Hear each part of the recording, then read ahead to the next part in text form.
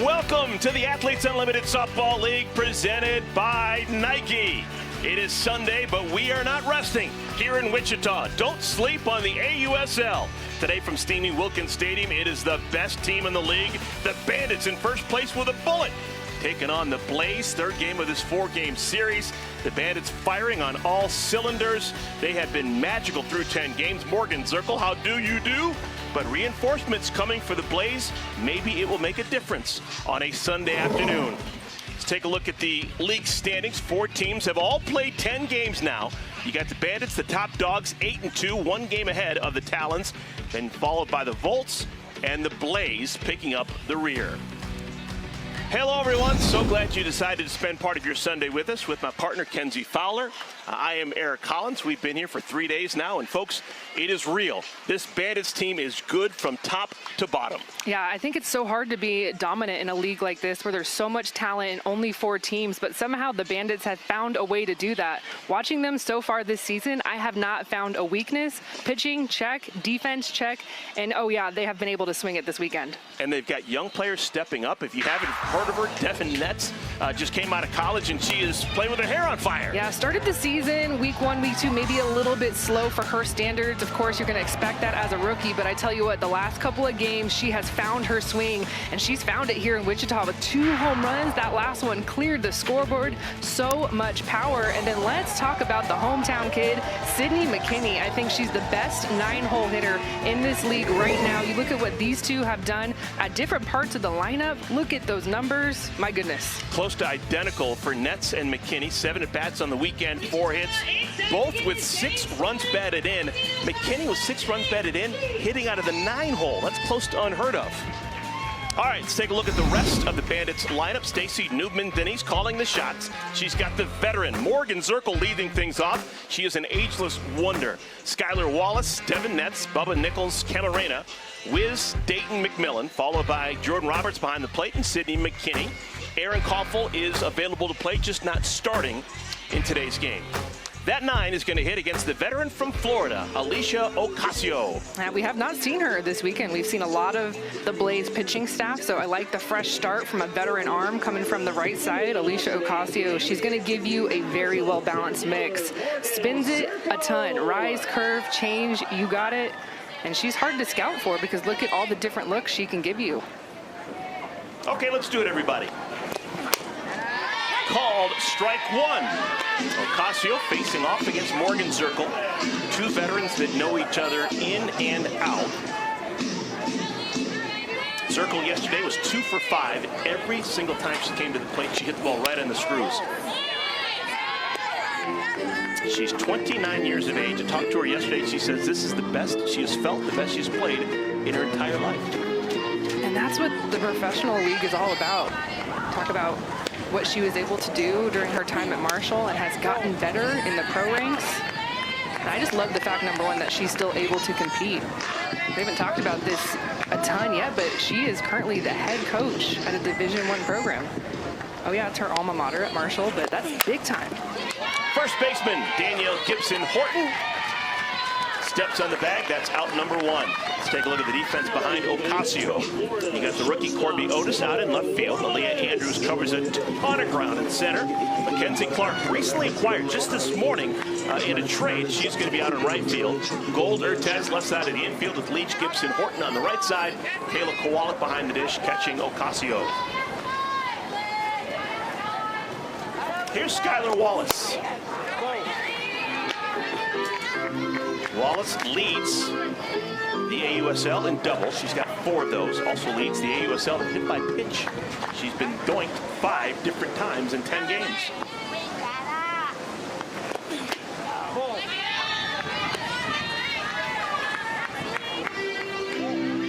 Home plate umpire today is Scott Mayer. Yesterday's home plate umpire, Lyndon Baptiste, down the first base line. Leah Dahmy is at third.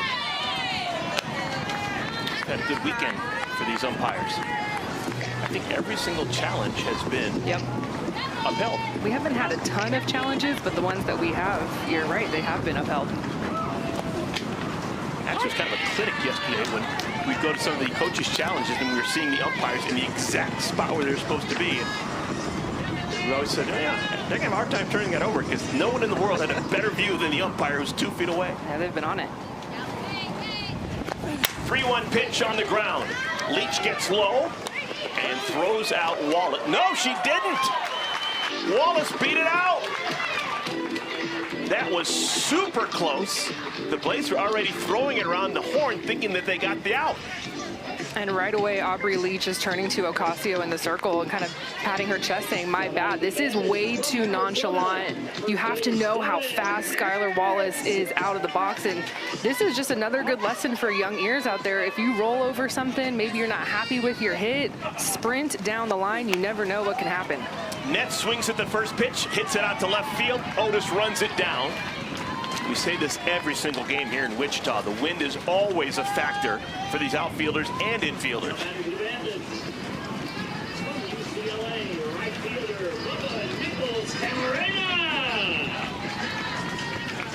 91 miles per hour. It's a Groundhog Day. We've had this all 3 days. No, 91 degrees, Eric. I don't think the winds are 90 miles an hour. But 30 significant. There goes Wallace down to second. I don't know if we'd be playing.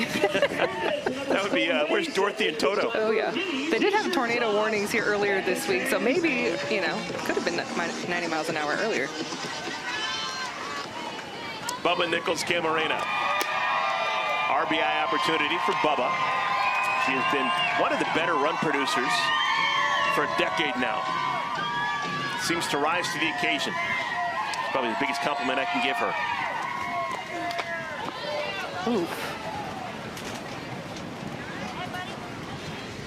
There have been a lot of players over the years with UCLA pedigrees who rise to the occasion. Lisa Fernandez, Andrea Duran, Bubba Nickles. Foul ball went right off our home plate umpire's mask. It's a tough hit. Little flipper, shallow right field, and the ball drops. Leach collides with Clark. Everyone's going to be safe. On her way to third is Nickles, and she's out at third. A run does score. Nickles is out, trying to stretch a double into a triple. Hopefully Leach and Clark are okay.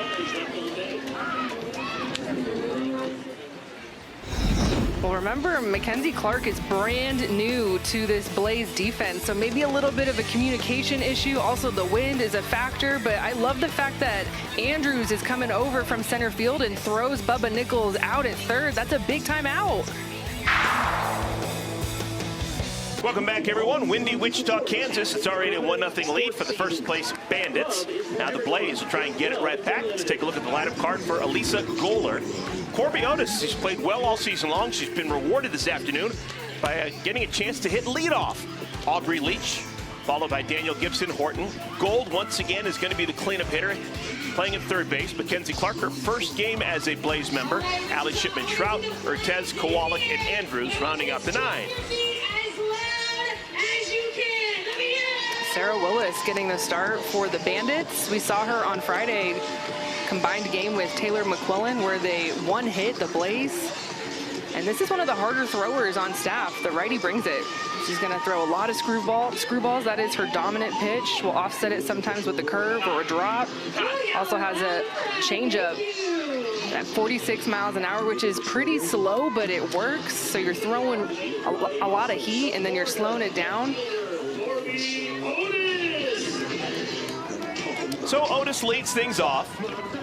Had some really professional at-bats yesterday. The Blaze lost by a score of 11-3, but Otis, every single time at the plate, was locked in. Elisa Goller clearly noticed, and Otis hitting leadoff. 310 batter, looking for her first pro homer. In 29 at-bats, she's only struck out twice. Now, yesterday I told you she's keeping a job as a rookie, and then you get a promotion. You have quality at bats down in the middle of the lineup, get bumped up to that leadoff spot. 68 miles per hour. Called strike 1 and 2.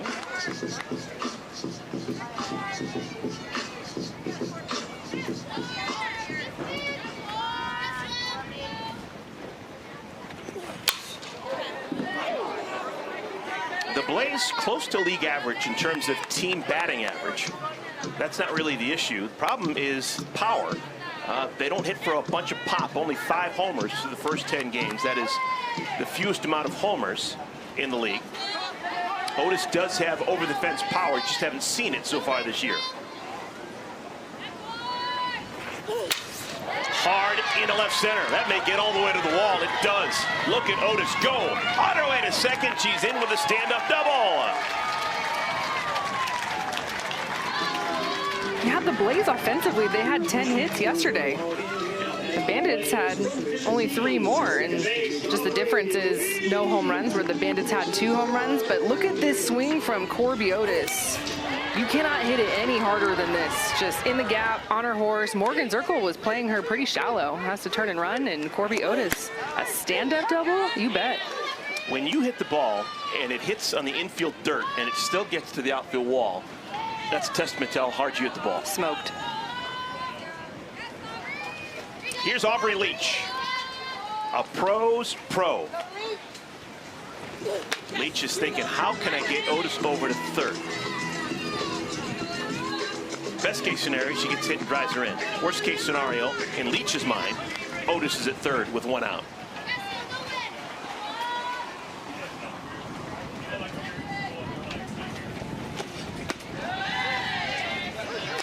Ball and 2 strikes.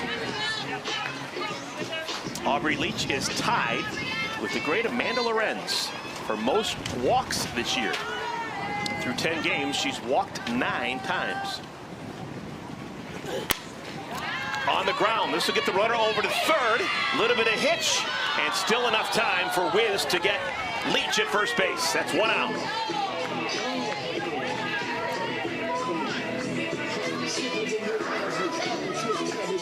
Leach is still lurking close to the first base bag, wondering if her team is going to challenge. The Blaze are challenging the call at first. The call is currently out. That call is under review. Okay.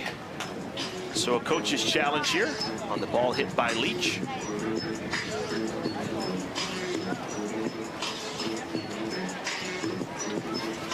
Oh, man. Delaney Wisz did have a little bit of a bobble, which allowed this play to be closer than maybe it should have. Oh, yeah, I think she's safe. That angle there, you could see the ball was not in the back of the mitt. This angle is a little bit tough because you can't see the ball all the way in the back of the glove. But that second angle, this one right here, right? I'm gonna watch it again. I think she's safe. I think she gets in there. The ball has to be in the back of the mitt. I think she's safe. Barely.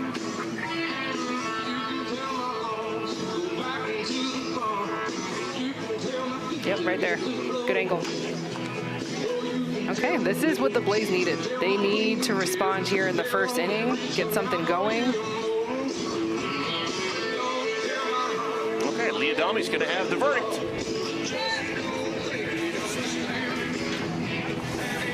After review, the call has been changed. The runner is safe. That is the Blaze first review. All right, so score one for Elisa Goller and the Blaze. They now have runners on at first and at third with nobody out. Aubrey Leach, her 8th base hit of the year. And here comes the Thunder. Danielle Gibson Horton, 2 of the 5 homers for the Blaze on the season. And Leach down to second without a throw.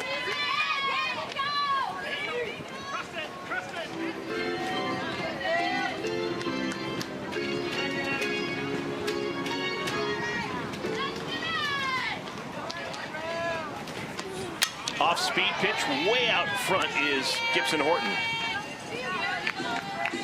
Yeah, we've seen Willis already start to use and pull that changeup. She's thrown at least 1 to Otis, Leach, and now Gibson. Sometimes you'll see her save that changeup for second time through, but she's already pulling it.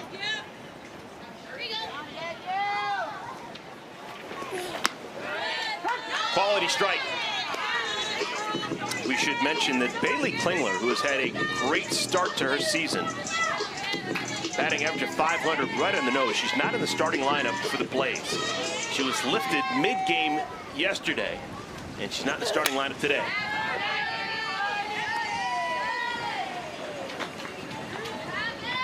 And that's a big bat for the Blaze not to have in their lineup.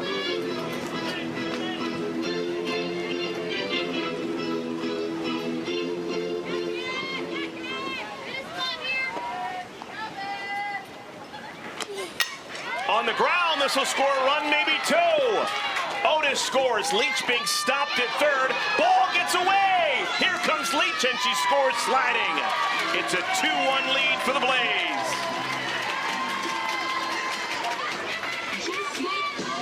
Great base running by Aubrey Leach. 2 strike, you get the changeup, and Gibson Horton goes down to get it just a little bit, maybe over the heart of the plate. And you can see where Sid McKinney was playing. She was playing a little bit up the middle because of the runners at second and third. And then this is on Sarah Willis a little bit. The pitcher, you give up the hit, it goes to the outfield. Your job is to back up. On a Gold swings to the first pitch and blasted in left field.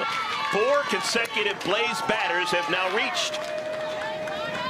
She got tattoos on her body, and she likes getting kind of turning up in the party. She get A great start for the Blaze, who have lost the first 2 games of this 4-game series and have lost 7 in a row total. I love their swings right now. They're not too big. We've talked about how this is not really a home run hitting team, and so maybe, you talk about that a little bit. What is our identity? What is our strength? Let's shorten our swings a little bit, put the pressure on the defense, and look down, zone down.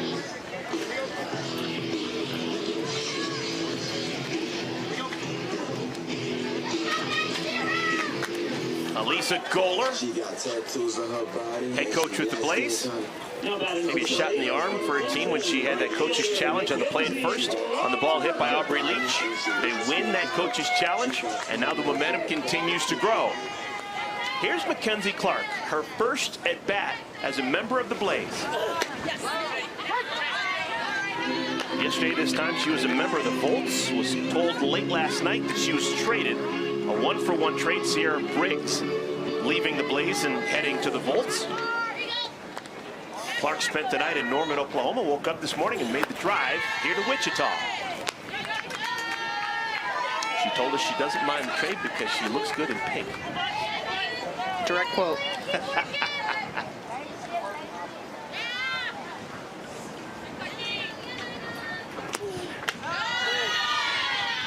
Off-speed pitch misses high. Clark 4 hits as a member of the Volts. 2 of them have left the yard.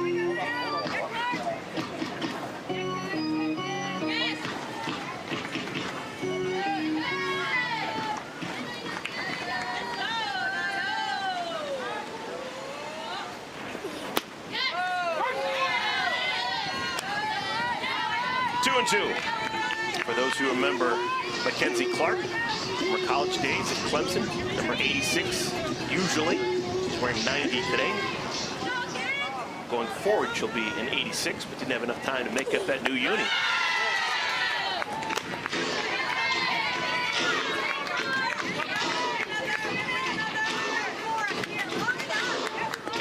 Three and two.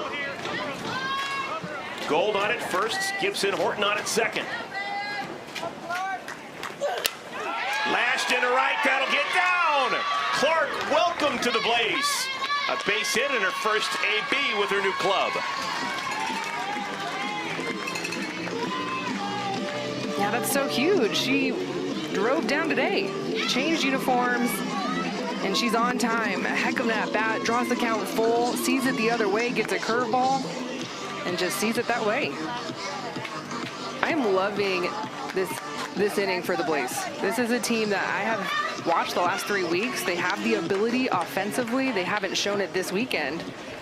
Kind of 2 low-scoring affairs for them, but this is a team I have seen put up 17 runs. Like, they can score. And we're going to have a pitching change. This is going to be all for Sarah Willis. She does not get an out here in the first inning. She faces 5 batters. They all reach, and now she is lifted for Emily Kennedy. So what a great start for the Blaze. And they have a 2-1 lead, still nobody out here in the bottom of the first inning, and already a new pitcher being summoned for the Bandits. Now, this is a very deep staff for Stacey Newman-Denise in terms of different looks in the circle, and Emily Kennedy Another young arm, a rookie, in fact, coming from Texas A&M. So you go from the young righty to the young lefty. We haven't seen her this weekend, so this is a fresh look in a fresh series. I will say, though, this is a matchup between Kennedy and Allie Shipman that, you know, softball fans are very familiar with both playing in the SEC when Allie was at Tennessee and Alabama.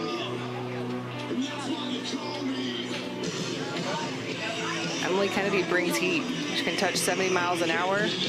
Just going to be a different look. The balls are going to cut differently than what we saw from Sarah Willis, and you could tell the Blaze were just dialed in on her drop, on her screw. They were looking down. Good time for a change. And when we've seen Willis struggle in the past, sometimes it's in the strike zone, moves around on her. She was filling up that strike zone, but everything she threw up there was getting hit hard by the Blaze. All right, Kennedy's first pitch skips in the dirt. Good block by Roberts. Bases loaded for Allie Shipman-Sh. Her second game as a member of the Blaze.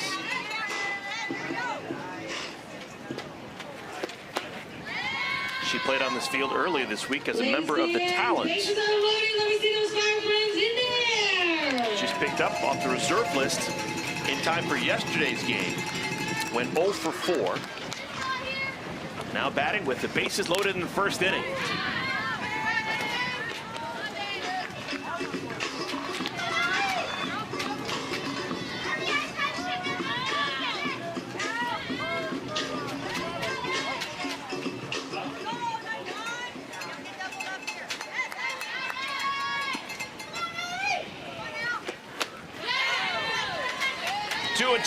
Such a tough pitch right there. Good velocity, that low rise coming in as well. A little bit of a cut movement coming into the righty and Shipman. Swung on and missed. That's the first out of the inning.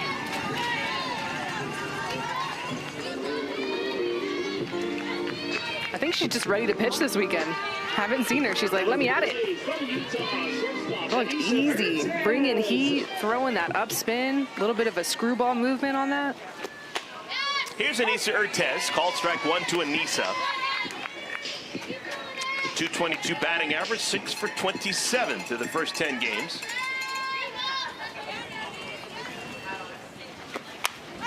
Oh, and 2 to Urtez. Here in this first inning, those 5 consecutive base hits. That's more hits than the Blaze have had in 3 different games, including Friday night's loss when they had just 1 hit the entire game. Popped up. Oh, the wind's going to take it and keep it fair. That ball should have been in the bullpen. It's extra bases. 2 runs will score, and the Blaze now lead 4-1. That ball should have been close to the parking lot until the wind kept it in play. It was going right for the bullpen. And that ball just moved 20, 30 feet because of the wind. The wind is straight sideways. It's going out to left field right now, and that is crazy. So every bounce literally going the Blaze's way in this inning. 6 hits in the inning. Kowalik lays down a bunt, and another run will score. Kowalik gets herself an RBI. Ah, great play. That'll be scored a sacrifice. No at bat for Kowalik, and her 3rd run batted into the season. I love this. Everyone just using their tools. Kayla Kowalik, this is a straight squeeze because of the speed at third base from McKenzie Clark, and that was a tough ball to get on top of. Kayla Kowalik gets a rise ball from Emily Kennedy and made that look easy. So the Blaze have batted around here in the first inning. Aaliyah Andrews, the number 9 hitter.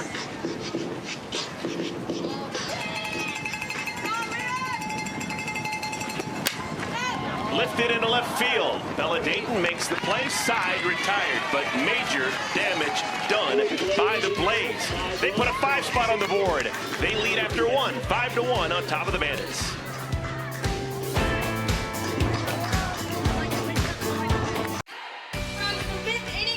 The Athletes Unlimited Softball League is sponsored by Nike.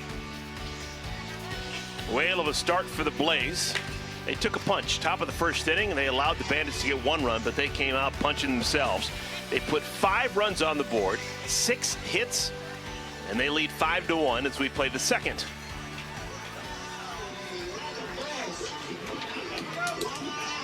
These are pros playing with pride. Blaze lost game 1 on Friday by a score of 11-2. They lost yesterday 11-3. That's a distant memory. Alicia Ocasio back out for her second inning of work. She'll face off against Delaney Wisz.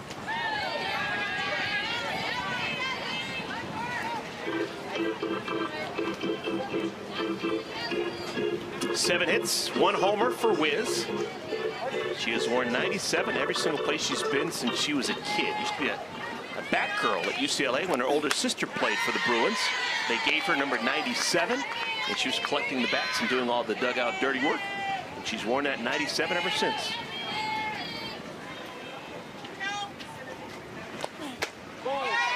And she's still slapping herself on the right thigh before every pitch.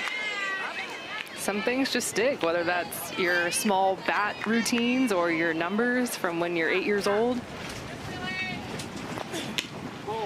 And don't change if it's working, and it's been working for her for over a decade. Well, she'll never have to fight anyone over a jersey number, that's for sure. She's the greatest 97 in the history of softball at any level. High to left field. Not high enough where the wind can get at it. There's out number 1.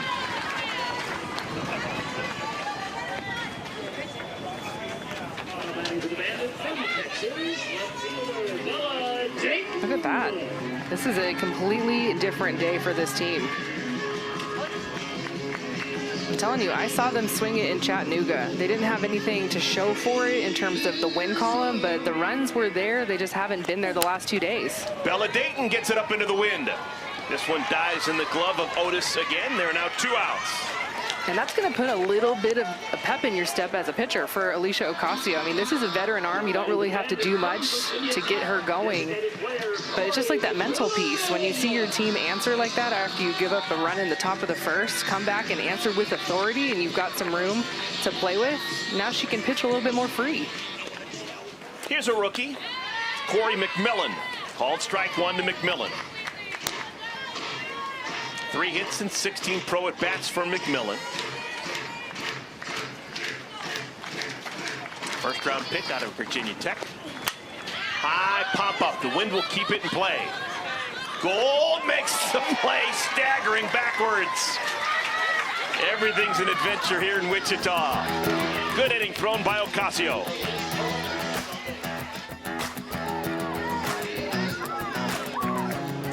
Yeah, the worm has turned here in Wichita. The Blaze, after struggling the first 2 games of the series, they currently have a 5-1 lead against the Bandits as we play the bottom of the second inning. First 2 games, Friday and Saturday night, all Bandits, 22-5 total runs. Batting average of close to 400 for the Bandits. They had the only 3 home runs. Pitching was as good as their offense. What was most impressive to me about the Bandits yesterday is they scored every run but 1 yesterday with 2 outs. Just tells you that they are a confident bunch.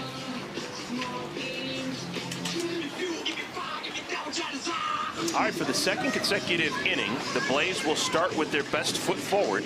Leadoff batter Corby Otis to the plate.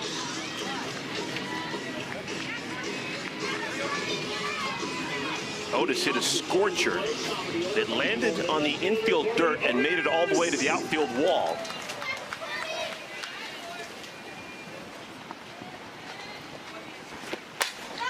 Pop up. Oh my goodness, the wind got it. They should let it roll. Oh, it's gonna die. Oh my goodness. That is a fair ball and a pop-up that went 30 feet. Unbelievable. What a gift base hit that is for Otis. We saw this last inning. I was thinking to myself, I've never seen that before, and here it is again. But this time it's in the infield and it's not an RBI double. What in the world? I don't know. This wind is such a factor today, 30 miles per hour. This ball should have been in the stands. You could see the fans were ready to catch it, and it just drifted all the way, and it stayed fair. Leach out at third. Sydney McKinney makes the play.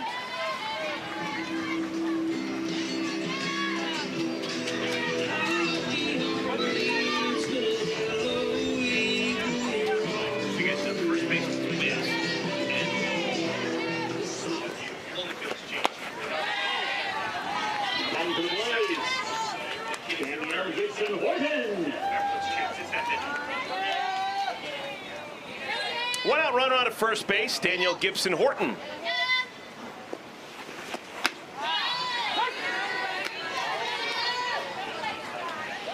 Yeah, we've had changes all the way around the infield here in the second inning for the Bandits. Sydney McKinney was playing second. She's now at third. You still got Wallace at short. Second baseman is Aaron Koffel. McKinney makes the play. This is going to be a double play. 5-3. She caught it off her shoe tops, gets it over to first to double off Otis. So a 1-2-3 inning with an unusual twist. Yeah, these infielders just don't want the pop-ups. They'll take the line drive, they'll take the hard play, and Sydney McKinney goes to her legs, lays out, and doubles off the blaze. Coach Breadbinner to me is like another mom. She's so funny and she's crazy and she coaches intensely. Coach B has shaped me into the softball player I am today just with tough love. Like, I needed it coming into college. I didn't really know who I was or how I could get to the next level, and she really pushed me to do that with the tough love. And then once you get off the field, it's like, let me go grill you a steak and let's have fun and let's chat and let's joke. So she just feels like another mom. She's awesome and she really gets the best out of people. Tough love and steaks. That works for me. Well, for the inaugural 2025 season, the Athletes Unlimited Softball League is teaming up with Coach Across America to spotlight the power of coaches through powerful stories from the mentors who shaped our athletes to the players now leading from the dugout. We're showing how one coach can change everything. Third inning action, Jordan Roberts batting against Alicia Ocasio. Somewhere Tim Walton enjoying this matchup. Both Ocasio and Roberts, longtime Florida Gators, did a lot of winning down in Gainesville. Half swing, second baseman Leach throws out Roberts.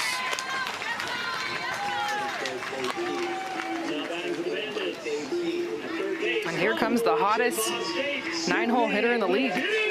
No one better right now in the 9-hole than Sid McKinney. I mean, she's in the conversation for being one of the best bats in the league. Top 5 in a ton of offensive categories, including RBIs. You would normally think a number 9 hitter not in charge of driving in runs, but she has driven in 11 in 31 at-bats. It's a big number. 452 batting average, 14 hits and 31 at-bats. Had that opposite field home run yesterday. It was a no doubt about it homer. It's fun to watch her use all of her tools. Saw the power yesterday, and we've already seen in this at-bat her try and show a drag bunt. Oof.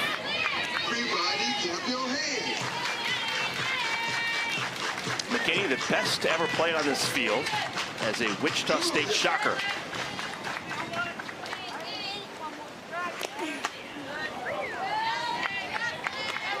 Ocasio really trying to go in tight on McKinney. The home run that she hit yesterday off of Emma Lemley was a low rise on the outer half.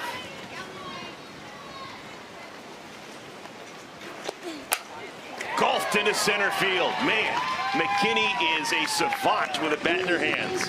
She can do whatever she wants. Now 15 hits on the year. Just amazing barrel control. That ball is clear out of the zone. It's a drop ball, off-speed drop, and her bat almost touches the ground because of how low she has to go to get it. And then just watch the result of the hit. That is a line drive up the middle on a pitch that she has no business hitting that sharply. Back to the top of the order. Here's Morgan Zirkle. League leader in total bases, doubles, runs scored. Zirkle, first time up, bounced to first. Best ever come out of Milton, West Virginia. Hard along the Mud River.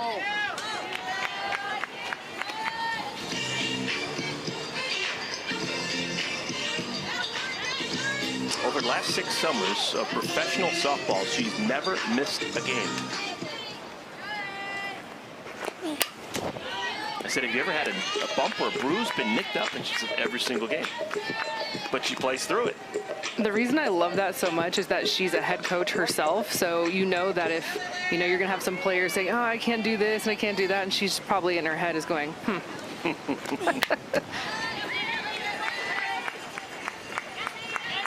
Just got a different mindset about that because of how durable she's been. I just love that too. She's a head coach that can, you know, talk the talk, but because she walks the walk. She's atop that fantastic leaderboard in total bases. Those are household names. And circle the best of the best. Love this combination right here with Sid at first and Morgan at the plate. A little bit of a hit and run action was on with that swing. There is so much speed in this dynamic duo. And also just mention that Sydney at first base is Coach Zirkel's assistant at Marshall. To left, that ball is well hit, and the catch is made by Otis. She was straddling the left field line. There are now 2 outs. Otis has had a lot of action. That's the 4th putout for Otis in left field. And you know that every ball coming her way is going to be an adventure. You've got to stick with it. It's one of those things where you can't commit too early as an outfielder. Can't put your glove up. You've got to really just stay with it. Get that wind still going. Well, Skinner for the walk-up song for Skylar Wallace.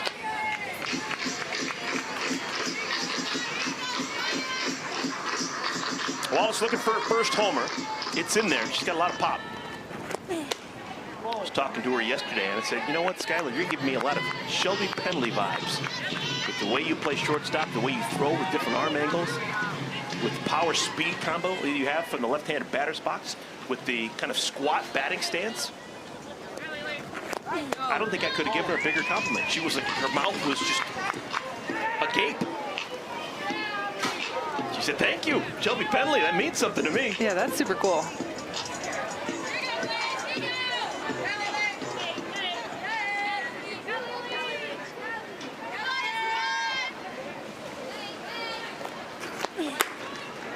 Little small ball. Takes 3-1.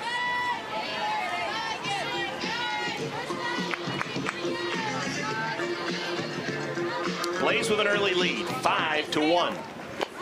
Off-speed pitch swatted into left field. Again, a chance for Otis, who makes the play. That is now 5 putouts through the first 3 innings for Corby Otis.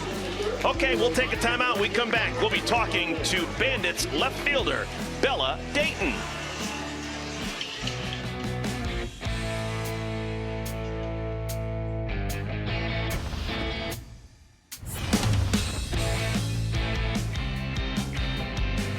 Welcome back, everyone. We're at Wilkins Stadium here in Wichita, Kansas. We're in the bottom of the 3rd inning. An early lead for the Blaze, 5-1. We're going to talk to Bandits left fielder Bella Dayton this half inning. Bella is off to a rousing start, her first year with Athletes Unlimited. Bella, how you doing out there in left field? I'm doing great. 12 fouls in the 12th. Yeah. Loose buttholes only. 1, 2, 3. Loose buttholes only. Yeah. Bella, tell us about the wind. It seems like fly balls haven't been that much of an adventure, but pop-ups. I think it flung me away further than the ball. It's been windy every single day here in Wichita. I know. This has to be the worst day. Well, I do want to ask, as an outfielder, I mean, wind is one of those things that you have to deal with constantly. Do you prefer, if it is winding, do you prefer it going in at you or away from you? What's easier? I think I'd rather it blow further. Yesterday I had a ball hit from a lefty, so you got the curve towards the line and the wind dying, so I think that's harder to read. The side-to-side stuff? Yeah. Yeah. Popped up, could be an adventure. Oh my goodness, another pop-up drops. Gold rounds third, heading to third, and she makes it with a slide. That's the 3rd time today that a pop-up that probably should have been caught is not caught. Yeah, this is just so crazy. It's one of those days where I don't know, these pop-ups are moving so quickly. And so if you're a base runner, this is a mishit. You're not happy about it, but you have to know the conditions. And credit to Kayla Kowalik, who was just on her horse. All right, we're going to have a meeting in the circle right now. Stacy Newman-Denise is going to talk about strategy with these pop-ups. Bella, it's going to give us a chance to talk to you. I didn't want to run into her either. Bella, you have an interesting backstory. You played obviously collegiately, and you played in 2 professional leagues already before AUSL. You played in Italy and you played in Mexico. Why have you gone to such lengths to continue your career?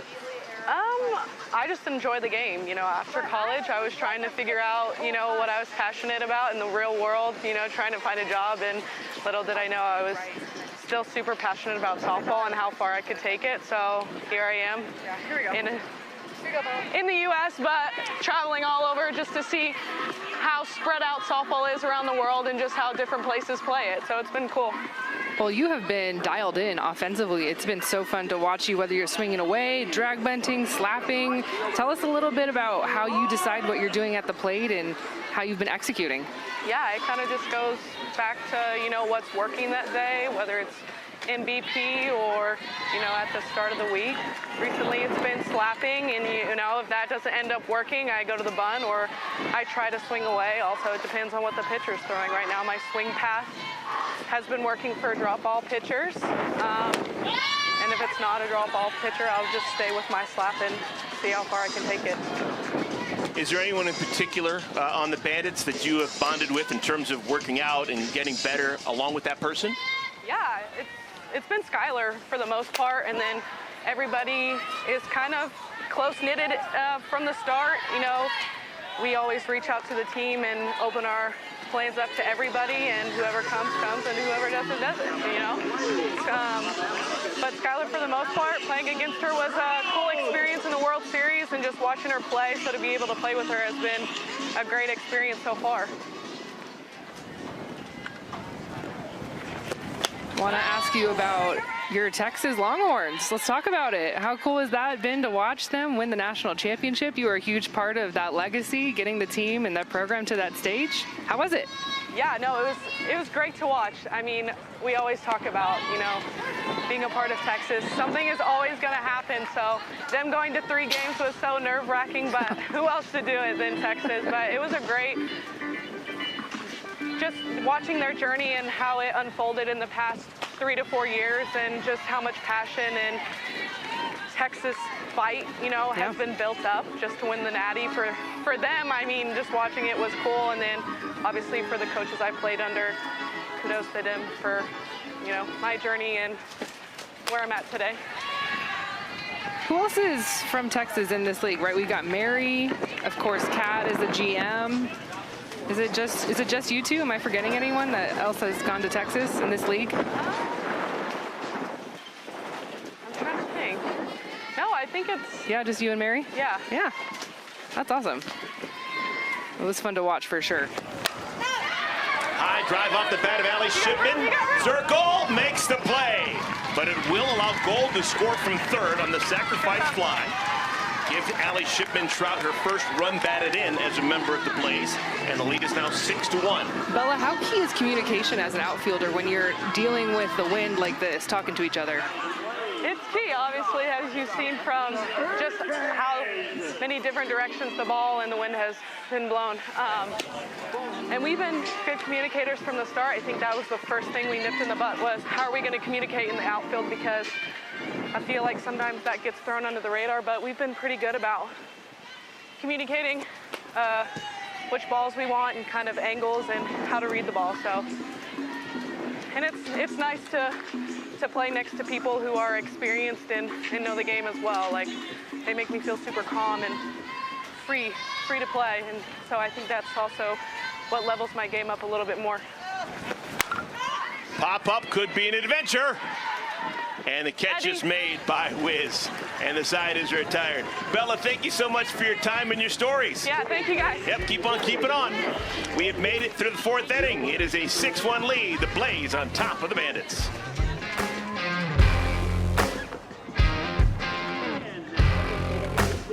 Welcome back Back on top of inning number 4. It is a 6-1 lead for the Blaze on top of the Bandits.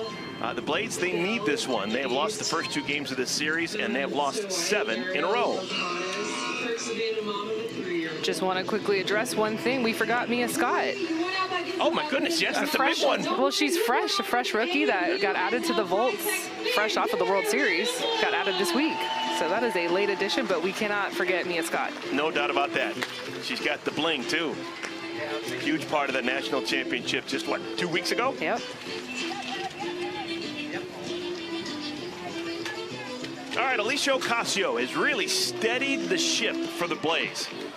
This is a Blaze team that couldn't get out of its own way the first 2 games of the series. They needed a good quality professional start, and Ocasio has given them that. I just feel like she needed that first inning from her team offensively to kind of let her and allow her to take a breather and take a breath. It has been obviously a tough season so far for the Blaze, but this is a quality team. There's so many talented #1 pitchers, hitters, defenders. Like, this team has it. They just have not been able to get those wins and string things together. Devin Netz leads things off. Netz is one of 5 Bandits hitters who have flown out to Corby Otis in left field.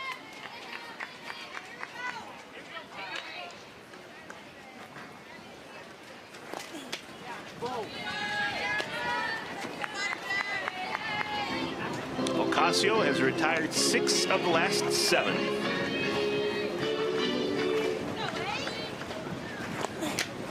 Hardy. That's the first strikeout for Alicia Ocasio. Every time Alicia gets a strikeout, it's an A-OK. And Alicia Ocasio, strikeout. That's her first A-OK of the day. And I love the fact she was able to get ahead early in this count, especially the leadoff batter, set the tone for the inning, especially with the Bandits offensively turning their lineup over for the 2nd time. Bubba Nichols hits it right into the glove of McKenzie Clark. A quick 2 outs here in our 4th inning. Strikeouts are fun, yes. 1 pitch out's better. You will take that all day, every day. And no walks, that is key right there for Ocasio, right there on her line. No free passes.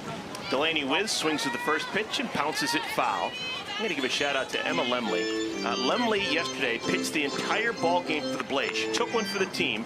She pitched all 7 innings. And what that did is now, besides Ocasio, if she ever gets tired, every other arm in the bullpen for the Blaze is going to be available.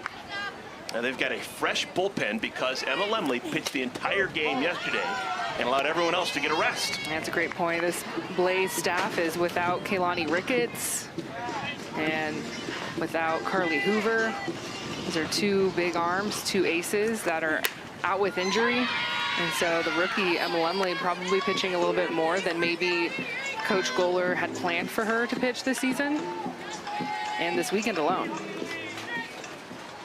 Ball and 2 strikes to Wisz.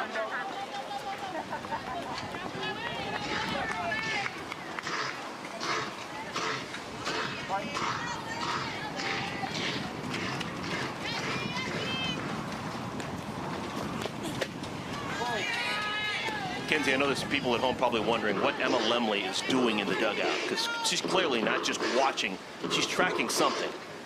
Yeah, probably tracking pitches. Oh. Is time called, or is that just... No, it was a little bit of a botched pitch from Ocasio. Should be a ball. She didn't throw it, but it was a full pitch. Got a little bit tripped up in the dirt. Okay, so it is. It's a 3-ball and 2-strike count to Wisz.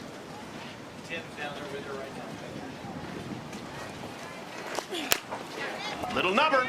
Tough chance for the shortstop. Wow, nice play by Urtez. So smooth is Anissa. And the side is retired.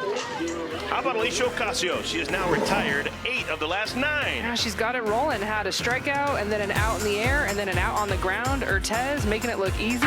Big inning for Ocasio. Taylor McMillan, not in the game right now, but we will talk to her. She has been one of the best pros over the last decade now.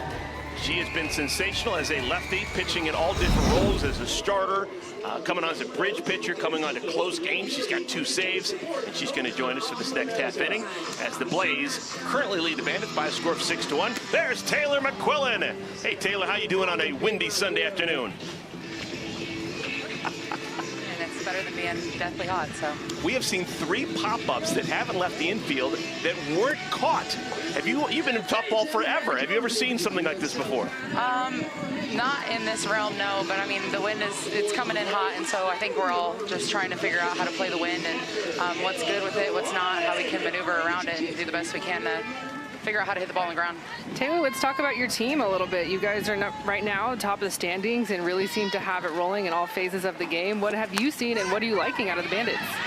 You know, I think I really... Oh, my goodness, what a play! Oh, my gosh. Bella Dayton, how do you do? Yeah, that was awesome. That's right in front of you. Yeah, she did great. I mean, she went all out for that ball. I think Bella has a lot of good range, which is why we kind of moved her to left field, but that's where she's comfortable. That's where she played in her collegiate career. So obviously it's paying off for us, so we'll take it when we can get it. Oh, that's so big time. Yeah. Right in front of you. Yeah, no, it's awesome. I really enjoy playing with this team. I think our team chemistry is really good. We have a lot of people that I think are a little bit overlooked and underappreciated sometimes, so it's nice to get us all together just to be able to play and be able to play our game the right way and represent the Bandits really well, because it's the Bandits have been a big part of professional softball since it started, so we have a lot before us that we're looking to continue to bring into this new league and represent the Bandits name really well. What does it feel like to be in a team league now instead of the individual point system? Yeah, it's awesome. I've really enjoyed my time with the Bandits. I'm really happy I'm on this team. I think going to a team format has been great. It's been nice to be coached a little bit and get back into the team format because it's been a long time since we've been a part of it. So I've truly enjoyed it. I think it's great. I think a lot of people are really enjoying the time that we get to spend time, get to know your teammates for a longer period of time and get to play with a group of people that you can truly mesh with over the course of a summer. You spent the last couple of years as an assistant coach at the college level. How's that going? You enjoying it? Is that something that you're going to pursue long term? Yeah, I hope so. I've really enjoyed it a lot. This is my first year at Southern Utah, and I'll stay for a second. And I've really enjoyed it. Donnan Williams, my boss, is absolutely amazing. She's just really passionate about the game and has made me even more passionate about the game. And I just love helping develop kids and develop the game and growing the game, and so being a part of the collegiate experience now has just been super amazing to take what I know, to continue to learn what I know, and then teach it to the younger generation so they have opportunities to be where we are in the future. Taylor, you're a multiple-time All-American during your days as a collegian at Arizona. You've been playing pro ball for a while now. Are you the same player, or a better player, or a worse player than you were as a collegiate? I would like to say I'm better. I think with age and with time, you learn more, you gain more knowledge. The game is growing, technology and advancements in the game are growing, so I feel like I've been able to use that to my benefit over the last however many years in the pro league. Yeah. But I think that every year I can find a way to get stronger and get better. And so I try to say, like, the year before isn't my peak, this next year is going to be, and then finding a way to continue to come back year after year and elevate my game to the next level. So I hope I'm getting better. In my eyes, you sure are. You've been fantastic every single time I've seen you. Taylor, thank you so much for your time. Yeah, thank you guys. Go Bandits. Taylor McMillan. It is now a 6-1 lead. We're going to move to the 5th inning when we come back to Wichita.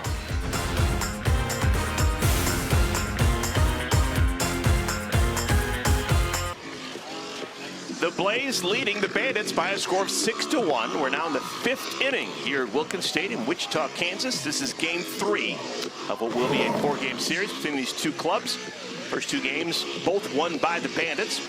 Upcoming schedule later today, not that much later from now, we've got Talons taking on the Volts. And then tomorrow, 2 more games before we have our mid-season break. Bandits and Blaze here in Wichita. That one's at 6:30 Eastern time. And tomorrow at 8:30 Eastern time in Norman, the conclusion of the series between the Talons and the Volts. The AUSL.com is where you can find all the information you'd ever need about this fantastic venture. With Kenzie Fowler, I'm Eric Collins. Alicia Ocasio has steadied the waters for the Blaze. She She has been really good. She's retired 9 of the last 10 that she has faced. Looper! That one will fall down. Bella Dayton has herself a base hit. First base hit of the day for Dayton. Love talking to her earlier in this game, and you heard it from her saying that she's really liking her slap right now. It feels like her slap is dialed in, and if it's working, and clearly it is working for Bella Dayton this weekend, just stay with it. Erin Kaufel's going to bat. This will be her first at bat of the game. She didn't start today. She came in defensively in the second inning. Kaufel's put up ridiculously good numbers so far this season, but was not in the lineup yesterday. We haven't seen her since Friday. Currently leads all of the AUSL in batting, hitting .526.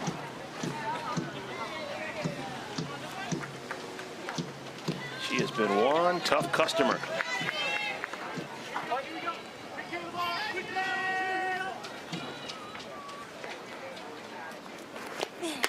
Ocasio's 0-2 pitch misses high. Kaufel on the year has 10 hits, 7 of them have been for extra bases. On the ground, little nubber. Leach flips to first. Kaufel's retired. 1 down. Dayton now in scoring position.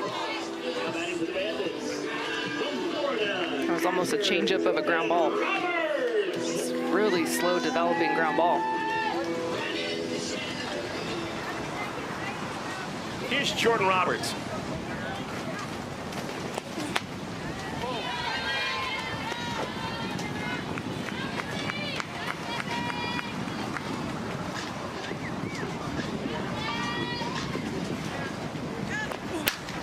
Hard on the ground, backhanded by Urtez from her knees, and safe at first base is Roberts, as Gibson Horton can't quite hang on to that low throw. I think Urtez had a little bit more time than she thought. Gets it out of her glove so quickly, was focused on the transition and just getting the ball over to have a chance. But you can see where this ball clearly beats Jordan Roberts by 4 steps. And so not a clean throw. I think Gibson Horton will tell you, I can pick that, I can handle that. But Urtez, maybe if she realized that she had a little bit more time, could have just given her an earlier scoop with a longer hop. Elisa Goller has come out of the dugout. She's talking things over with her first baseman. I think Gibson Horton was holding the back of her right leg, and now she kind of rolled over a little bit. Hobbling a little bit. She had that long stretch. And was trying to keep her foot on the base. And you can kind of see rolls it a little bit awkwardly there. So that'll be scored an error. I haven't been told if it's an error on the throw or on the catch. I would say on the throw. Ball was in the dirt. Tough error on Urtez. She had so much time. Her transition is as quick as you're going to find. So if you have that transition in your bag and she has a cannon of an arm, she just needed a longer hop. Cindy McKinney. Urtez this time makes a perfect throw. And McKinney on her birthday is retired for the first time. We've got runners on at second and third with 2 outs. They're going to give Roberts a single. Really? Uh-huh. Okay. The person who may question that is Ocasio, because that now means that both of these runners would be her responsibility if they score, and they just might. Zirkle has done it. She's gone full circle. It's a homer. A 3-run blast for Morgan Zirkle.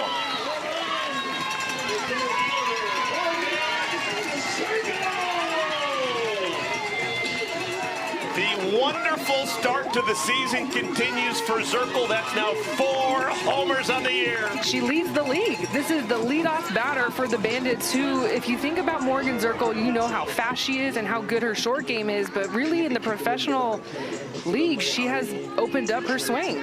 And we've seen it here this season, showing the power. One swing on time, her third at bat against Ocasio, and she wasn't messing around. 10 straight games of the home run for the Bandits. They now have 15 homers in 11 games. Those 15 homers, the most in the AUSL. And the theme continues, Kenzie. Every single time this weekend that the Blaze have made a mistake defensively, the Bandits had capitalized and then some. This inning should be over. You bet. And that's, number one, the sign of a really good team, which the Bandits are, but that's also a sign of this level of play and the big leagues. When you're playing at this level, you have to be perfect because of the talent that you're chasing every single batter, every single pitcher. Yeah, when Ocasio was back in Florida, she'd get into trouble. She probably could reach back and maybe strike someone out and get out of the inning. Wallace, has she done it? She has! Back-to-back homers for the Bandits! First Zirkle, then Skylar Wallace. First homer of the year for Wallace. And it's now a one-run game. This is all Skylar Wallace needed. She has done everything else except for the long ball, was just missing it. And you talked about it earlier in this game that she has the power. She sits on an off-speed pitch. And that just tells you how strong Skylar Wallace is. I am loving the home run celebration for the Bandits. It's a little bit of the lasso, the little giddy up, very on theme. Ocasio had retired 9 out of 10 coming into this inning. The extra out given to the Bandits has been costly. 4 runs already, and Devin Netz, who has homered in each of the last 2 games, in the batter's box.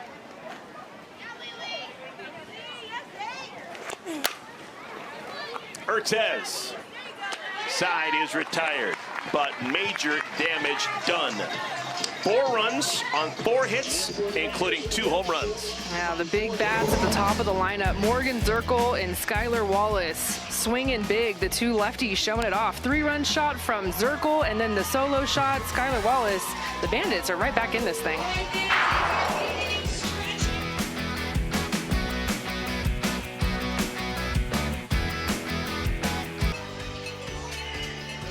The United Athletes Unlimited Softball League is sponsored by Nike. This has been a really good game on a Sunday afternoon. It was 6-1 not that long ago. The Blaze on top of the Bandits, but a 4-run top of the 5th inning has changed the complexion of this game. Back-to-back homers, Morgan Zirkle, Skylar Wallace, 3-run shot and a solo blast. And it's a 1-run game, and it's starting to get late.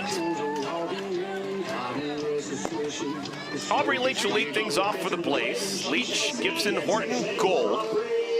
Batting against Emily Kennedy, who we need to give a shout out to. She came on in the first inning. Sarah Willis did not get an out. Willis faced 6, and every single batter reached against her. Kennedy came in, and she has been just what the team needed. And you think about the 1 run that she did give up in the 3rd inning, it was, you put an asterisk next to what had happened. It was a crazy pop-up. It should have been an out. Blaze are able to score that run. So you think about taking that off of the board, she's been perfect. 1-1 pitch in the air. Wisz makes the play.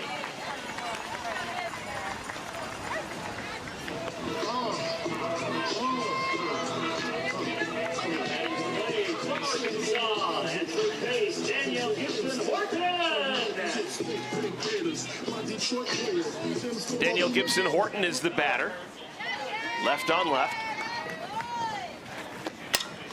Slices it down the left field line. And foul. Dayton covers a lot of ground out there. That was a line drive in foul territory by about 10 feet, and she still almost made the play. time because she is a left-handed outfielder. She can get a little bit closer to those balls down the line.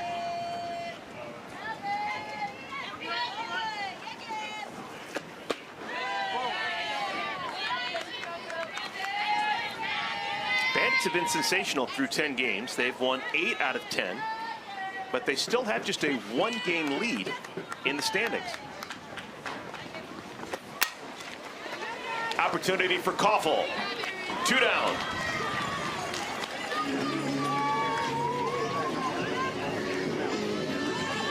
Emily Kennedy has done a great job at attacking the inner half to the lefties and the inner half to the righties. You can tell the game plan is to maximize and utilize her velocity. That is her strength. Can touch 70 miles an hour. And she has done a great job at hitting her spots number 1 and jamming up these Blaze hitters. Off-speed pitch, called strike 1 to Gold. Perfect day for Gold, with a little bit of help from the wind. She had a wind-aided triple her last time up. Just hit the ball sky high into shallow right field, about 5 feet onto the outfield grass. And no one could get to it. She ran for days, ended up at third. It was scored a triple.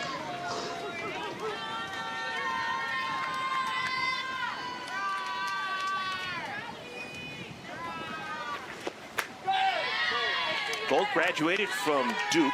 She was a psychology major. And she's going to continue her education at Duke. She's been accepted into the business school. Said she's going to take a year off.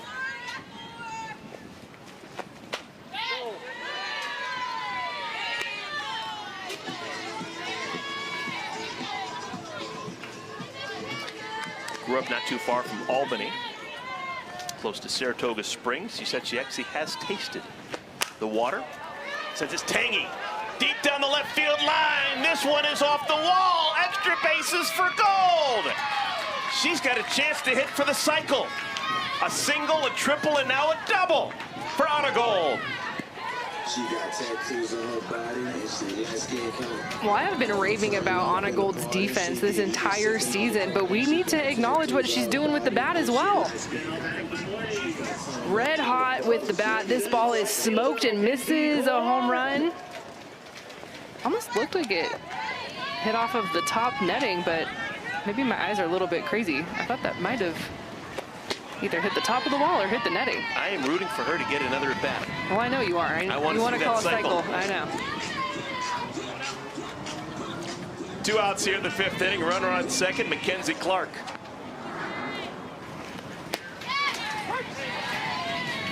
One ball and 1 strike to Clark. Last night found out that she was part of the first trade in the history of the AUSL. Traded from the Volts for Sierra Briggs. Spent the night in Norman with her former teammates, and then this morning traveled from Norman to Wichita, playing her first game with the Blaze.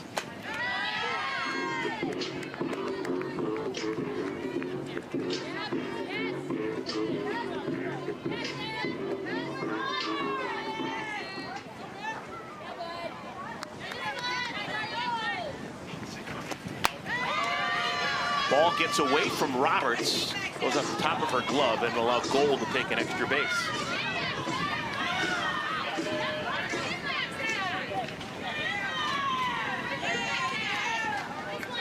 Hey, look at this. On the back of that shin guard, it's a number 8 and a 6. She's worn 86 everywhere she's been, but she's not wearing it today because it wasn't available. She's wearing 90, but if you look close enough, you could find an 8-6. And it works! She's going to drive in another run. Gold scores, and it is now a 7-5 lead for the Blaze. Welcome to the Blaze. McKenzie Clark, a 2-hit day in her debut. Yeah, this is a welcome addition offensively, fitting right in. And how about with 2 outs, Anna Gold gets us started, and then McKenzie Clark follows it up. A little bit of an insurance that is much needed in this tight ball game. Yeah, all smiles for McKenzie. So Emily Kennedy, who was really good at keeping this game in range for the Bandits, she's going to be lifted. Taylor McQuillan comes in. Taylor-made opportunity for McQuillan. We got a runner on at first base and 2 outs here in the bottom of the 5th inning.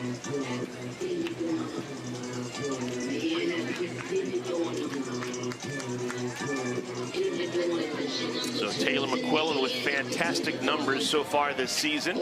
Used both as a starter and a reliever. She's got a win. She's got a couple of saves. 12 strikeouts in 11 innings. That is unusual to have more strikeouts than innings of work. He actually has the first save in AUSL history. Very good in relief, a veteran arm, has a veteran mindset. Another lefty presence from going from Sarah Willis, the righty, to Emily Kennedy, and now Taylor McMillan, both lefties, and is going to work her curveball a lot. Spins the ball up, has an elite changeup as well. Second time that the Blaze have seen McMillan this weekend. She pitched the opener on Friday, threw 3 shutout innings, struck out 2, only needed 32 pitches to throw her 3 innings. She's good to go. She closed out yesterday as well. It doesn't take very long for these pitchers to get loose here. 95-degree heat, you basically shake hands with the catcher and you're loose, right?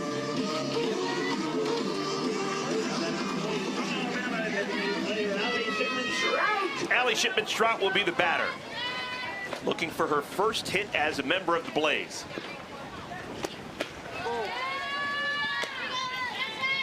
Just like McKenzie Clark in front of her, Allie Shipman-Sh has played for the Volts this season.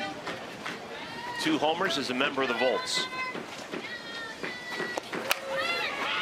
That one will make it through. There's your first base hit for Shipman as a member of the Blaze. 2 aboard with 2 outs.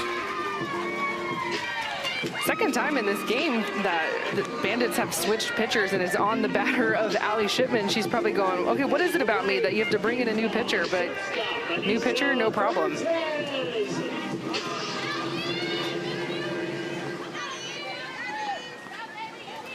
Here's Anissa Urtez. Urtez and McMillan with history. They were both part of Team Mexico during the 2021 Olympic Games.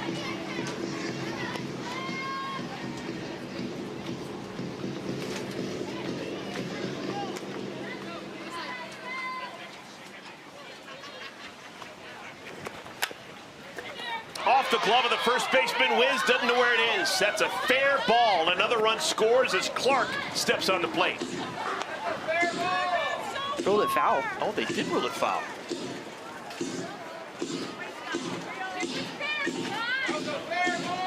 Okay, it's the home plate umpire's call if the ball is not at first base yet. I thought that Wisz touched it in fair territory. Wisz is playing a little bit close to the line, and she's definitely outstretched. If her glove is in foul territory where the ball is, it's tough to see on that angle.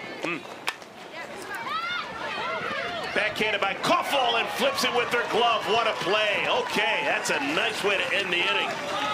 Koffel makes a beautiful defensive play, but another run scores for the Blaze. They now lead 7-5. Yeah, big inning offensively for the Blaze, but how about a little bit of a glove flip from Koffel? Yeah, that was pretty good.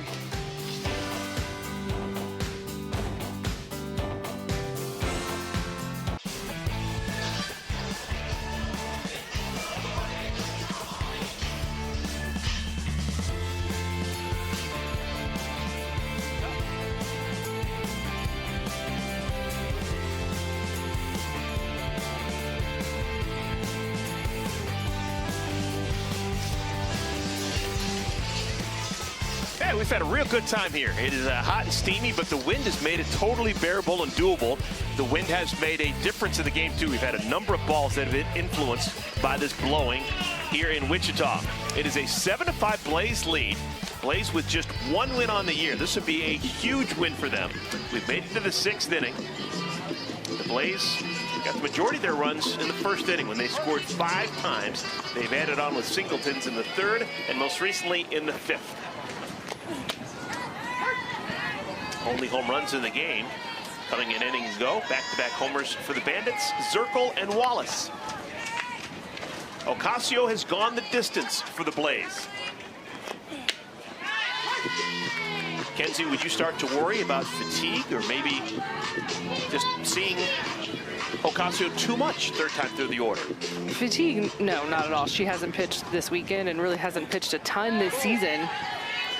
just going to be about more what you're seeing from the Bandits offensively, if they're making adjustments against Ocasio, and clearly they did in the last inning with the 4 runs they put up. And so I'm sure there was some chatter in the dugout between Ocasio and Goler and Kowalik about, okay, so how do we counter those adjustments that we're seeing? What pitches were they hitting? What can we use out of our arsenal? And the good news for Ocasio is she has all of the pitches and can throw all of them very well. Hammered to left field. That one's off the top of the wall. That's in play. Bubba Nichols on her way to second. She'll make it with a leadoff double. Now Ocasio's starting to get hit hard. 3 of the last 4 batters with extra base hits against Ocasio. And Bubba Nichols has been a little bit quiet in this series. Has stayed in the 4-hole. Everyone has kind of been doing it around her, but nice leadoff start here for the Blaze, or for the Bandits rather, who are continuing to chase the Blaze here in this inning. Delaney Wisz clubs it past the diving Urtez. Another base hit. Runners on at the corners. Here come the Bandits.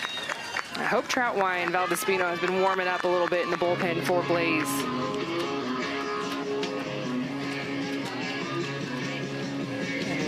And here comes Elisa Goler. Might be time.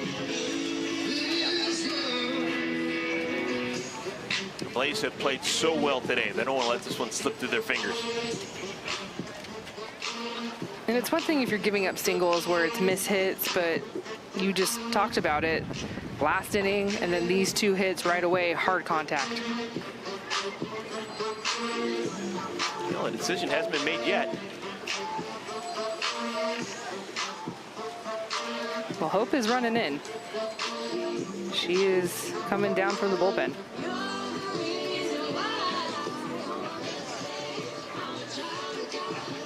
Ocasio still in that circle.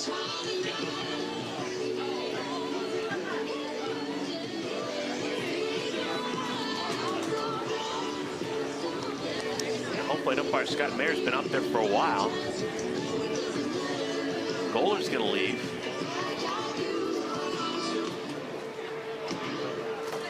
Huh. Sunday chat. I think Ocasio's staying in there. She is. I don't know if I've ever talked to an umpire that long, ever in my career. Sure, usually when the umpire comes out, it's, I mean, not to say it's not friendly, but it's usually like, hey, let's go, let's play ball. Yes, sir. Okay, we got it. Or yes, ma'am. Whoever it is behind the plate, like, okay, we got it. Quick talk. But that was a long chat. All right, this is a pivotal part of the ball game. It is a 2-run lead for the Blaze. 2 runners on for the Bandits. Nobody out. And one of the hottest hitters in the league, Bella Dayton, at the plate. 1 for 2. Dayton is now 5 for her last 6. She can do anything she wants with the bat in her hands. Throw it on to second base, and Wisz is safe. Actually through. And Wisz is now in scoring position. If Wisz can come around to score, she represents the tying run. It's a big steal. It was a straight throw, but there was a little half-second of hesitation from Kayla Kowalik.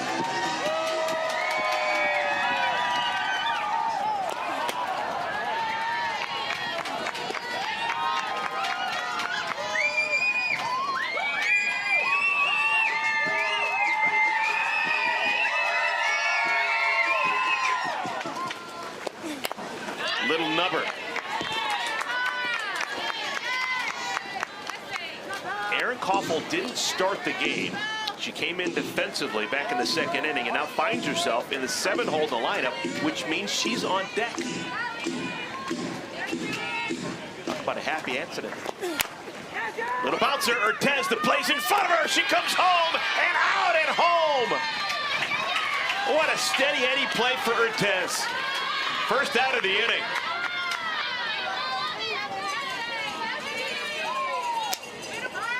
A simple play, but you have to execute it. There's no room for error with how tight this game is.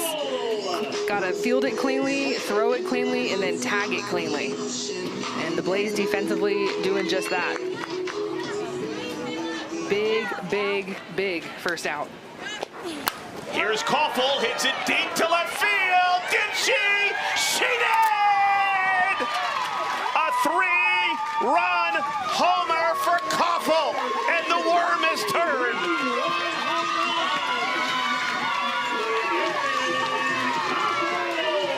The Bandits lead for the first time since the first inning. They've come all the way back. What a second half offensively for the Bandits. Sits on a changeup. Watch her legs hold, her hands stay back, and look how much power that Erin Koffel has. To take an off-speed pitch and drive it over the tree, a little lasso. Wow. Ocasio was mesmerizing through the first 4 innings. But in the 5th, she gives up 4 runs, including back-to-back homers. And then here in the 6th, she gives up a 3-run homer to Koffel.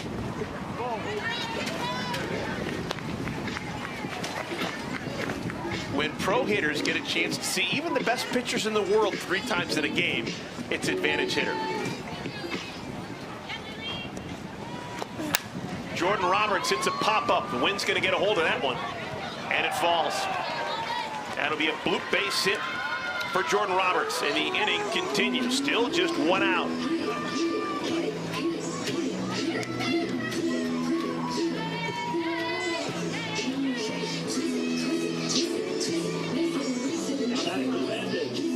Second time that Jordan Roberts has gotten on base with kind of unique balls. Had the error that was ruled a single, and then that one, we'll see if it's ruled a single or an error. It is a single. But both times, if you ask the Blaze defensively, should those balls be number 1 caught, fielded? The answer is yes.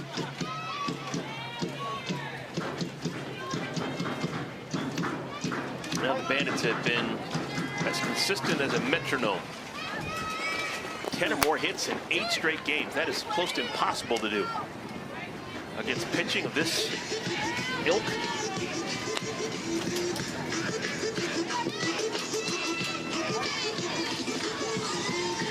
Cindy McKinney celebrating her birthday today. Down the left field line, and again foul.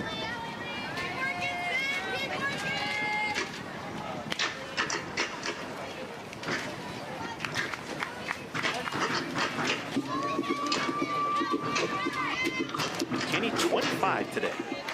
Next year she'll be her uniform number. I guess that's a softball golden birthday, if you turn your uniform. It's going to be a while for McKenzie Clark. Or Delaney Wisz.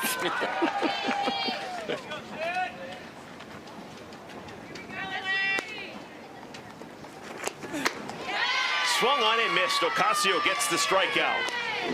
That's just strikeout number 2 for Ocasio. 2 outs.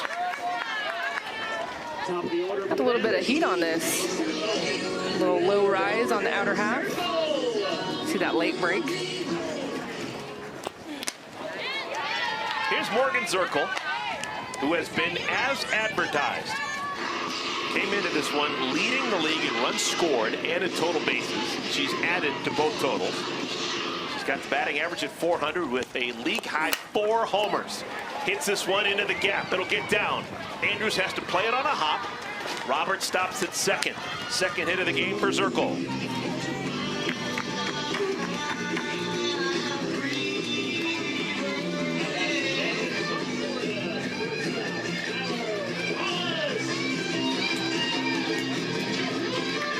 All right, Ocasio needs to get an out here. Her team is down by a run. Still have a puncher's chance with 2 more innings to work offensively. But Ocasio can't let the Bandits get too much further ahead. Popped up out of play.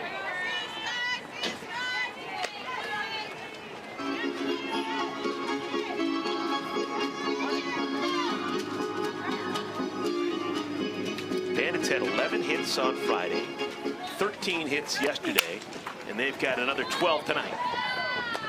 Out is recorded at first. Wallace is retired. So Ocasio gets her Blaze back into the dugout, but they now trail. Well, another big inning for the Bandits and another 3-run home run. First it was Morgan Zirkle, well now it's Erin Koffel. First pitch swinging and the Bandits are now on top.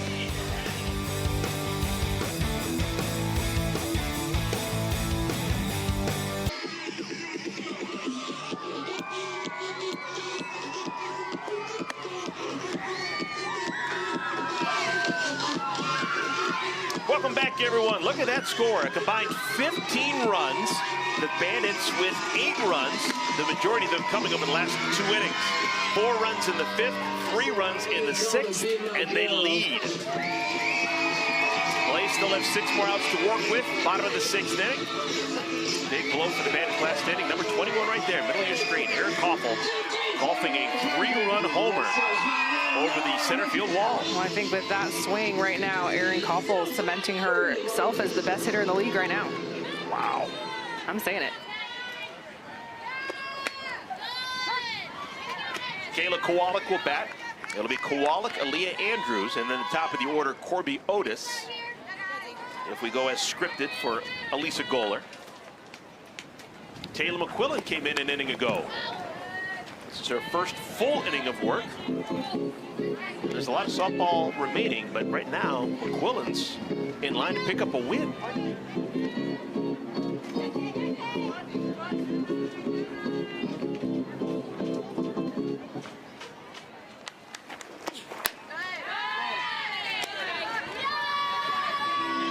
I really love McMillan in relief. I mean, I love her as a starter. She's an ace. Just one of the best arms in the league, but I just feel like her mentality is different as a closer. First baseman Wisz, 1 down. We talked to her earlier, and you know, as a current coach, coaching in D1 at Southern Utah, and you kind of have that on your shoulders. You've got the coach's mindset. She's a gamer. She's competitive. She told me something I didn't know. Southern Utah gives the Thunderbirds.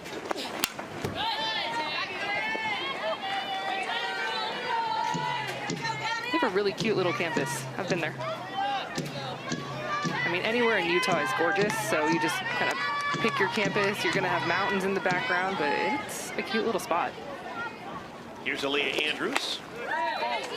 All right, curious, since you're part of that Arizona Wildcat softball factory over the years, is there anything that some of those great pitchers over the years that all share in common if you're Arizona Wildcat, dating back to Finch and Alicia Hollowell and O'Toole and yourself, Taylor McMillan, Taryn Mowat? I mean, the first thing I think of is a confidence, because you have to be a certain way to step into a program like Arizona and be a pitcher, right? It's one thing we always joke about, you're not going to break a ton of records. I mean, if you are, you're really doing something, right? You think about programs like UCLA and even Oklahoma with what they've been doing now in terms of, you know, those big records. So you have to kind of have a certain mentality to step into the circle at a program at Arizona. And there's just kind of that unspoken confidence that I'm good enough to be here. McMillan strikes out Andrews, 2 down. Then that confidence builds once you start to see success. Like, okay, yes, I am good enough to be here. The results are speaking for themselves. Look at this pitch. And look at the reaction there from McMillan. Like, she's in control. She knows what she wants to throw, and she's pumped after that big K. Here's Otis. Another meatloaf special for her. 2 out of 3 ain't bad. She had a double in the first inning, scored a run, singled in the second, and then flied out to right in the 4th.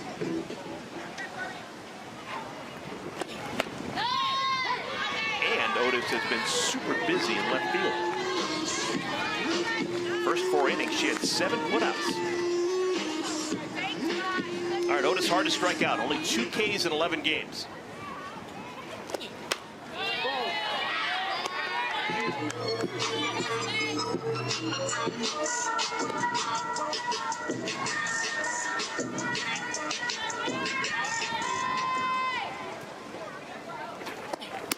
And that's what a hitter looks like. There's so much that you can see and take from hitters when watching their active takes.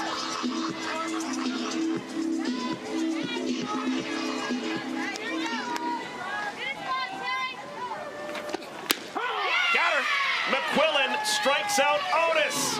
Just the third time that Otis has struck out as a pro. McMillan, 1, 2, 3, 6th inning. To the 7th we go. It's a 1-run lead for the Bandits.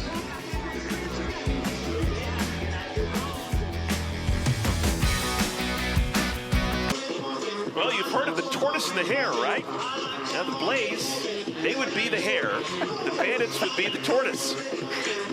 It's the 7th inning, and the Bandits have a 1-run lead because of what they've done late in this ball game.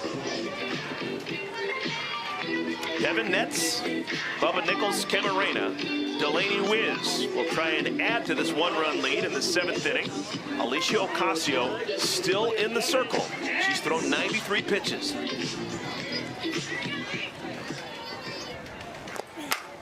Clubbed into the glove of Leach. Oh, she climbs the ladder. That's how you do it. This might have been the hardest hit ball of the day. There's nothing Devin Netz can do except for tip your hat, because look at Aubrey Leach get up. Yes. Wow. All of the things. What a catch. Aubrey Leach plays big.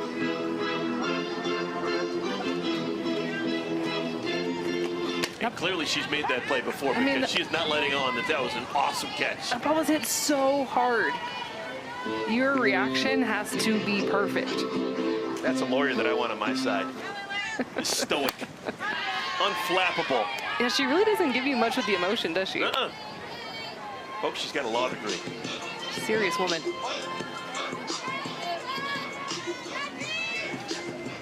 I'm putting L4, exclamation point, exclamation point. That's what I got there, too. Yep.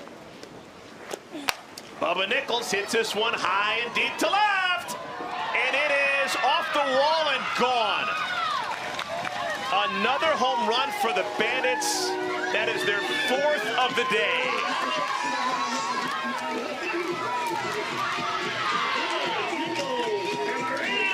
Third homer of the season for Bubba. Her 3rd extra base hit of the game. And these home runs are coming from all different parts in the lineup. Leadoff check, 2-hole Skylar Wallace, yes, Aaron Koffel down in the 7th spot, and then Bubba Nickles here in the 4-hole. Hitting to all different parts of the field. This ball just out of the reach of Corby Otis and just sneaks out of the park. Little half swing. Wisz grounds out to 3rd. Gold makes a nice play. Well, folks, hang with us. When we get to the bottom of the 7th inning, it's going to be at least a 2-run deficit for the Blaze, but they've got a couple things they're playing for. Obviously, they're going to want to tie the game or take the lead. But we will see Anna Gold bat. She'll be the 3rd batter of our inning. She's got a chance to hit for the cycle. To Urtez. Side is retired. Okay. Anna Gold will bat in the 7th inning, trying to go for the first cycle in AU history. Bubba Nickles with a homer makes it a 2-run lead for the Bandits. Big swing, Bubba, just out of the ballpark. A little extra insurance for the Bandits, big time.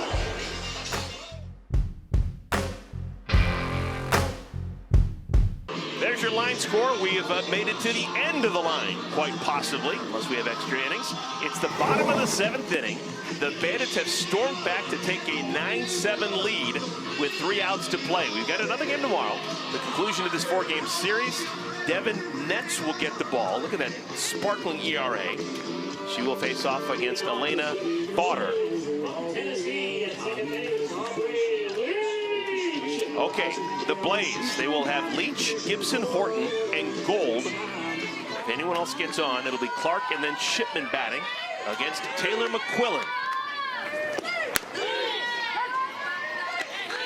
Leach is known as one of the best eyes in all of professional softball. Her job is just to get on.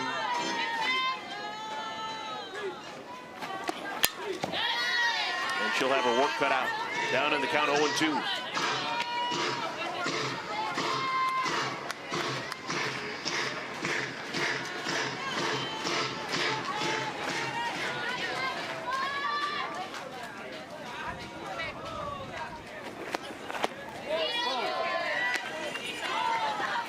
McMillan trying to go change there, pull the string after back-to-back curveballs.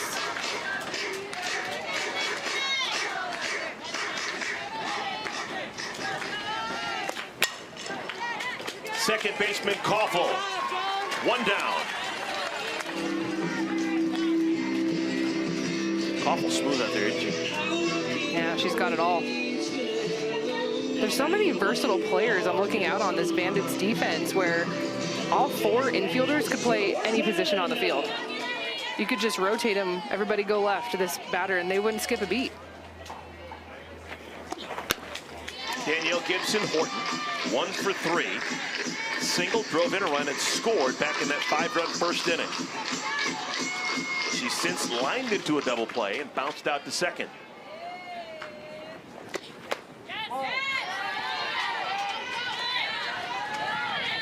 Lying in wait on deck is Anna Gold, who has not been retired today. A single and a double and a triple for Gold. Chance for our first cycle. We'll see it next batter.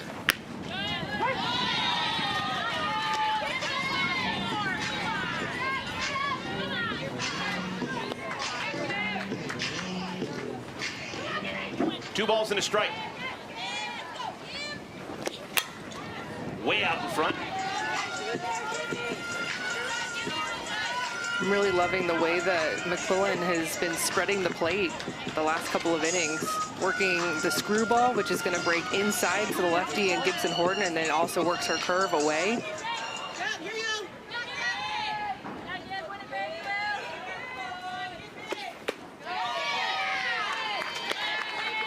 Three and two. All it takes is a base runner for the Blaze.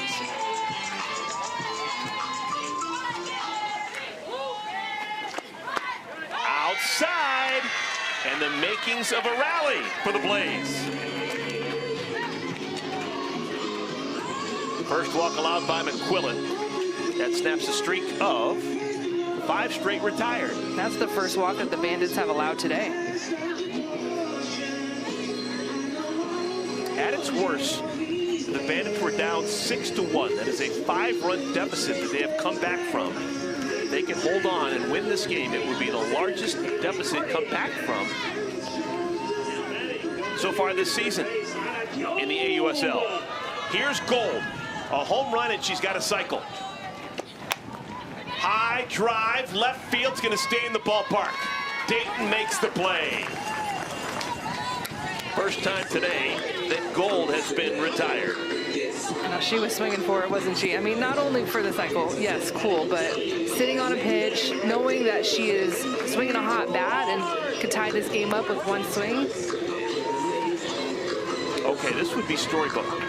McKenzie Clark has been a member of the Blaze for all of about 6 hours.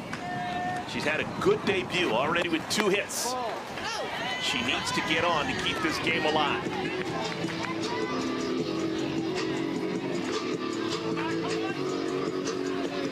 Danielle Gibson Horton has been lifted. She's no longer in first place. Kaylee Harding is running for her. 2-0. Good hitters count for Clark.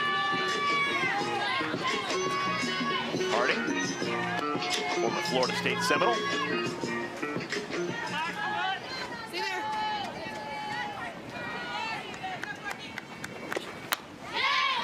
Two and one.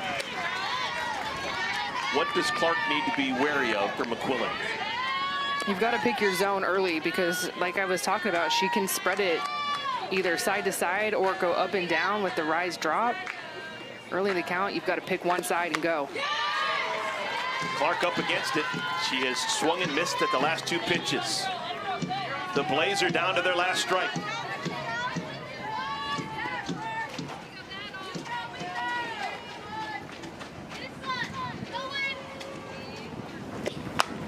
High pop up, center field, Circle makes the play, and that's a ball game win for the Bandits. what a comeback. The largest comeback win of the season in the AUSL. The Bandits down 5 at one point.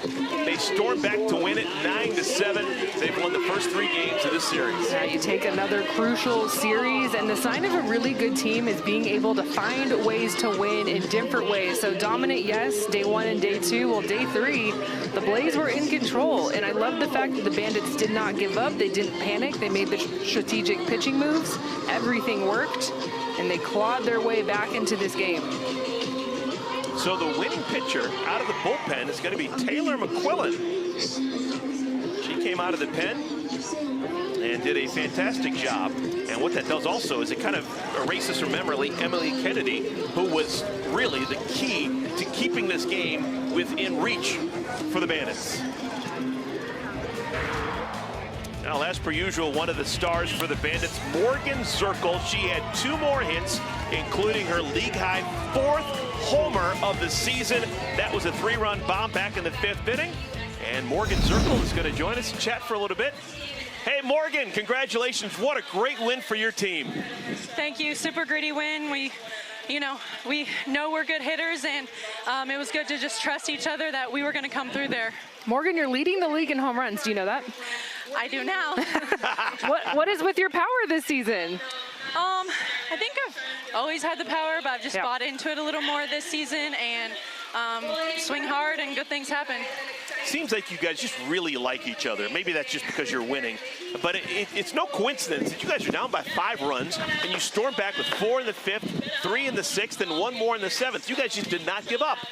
Yeah, we have some great team chemistry, and we have people who aren't afraid to say, like, hey, we got to get the job done here, and it's not pressing. It's just doing what we're capable of. Morgan, it has been a joy to watch you play. I'm telling you, for 6 years now, every single game you have done something to make me say she's a baller. Congratulations. Thank you so much. Yeah, Morgan Zirkle, a pro's pro, is playing fantastic softball here in 2025.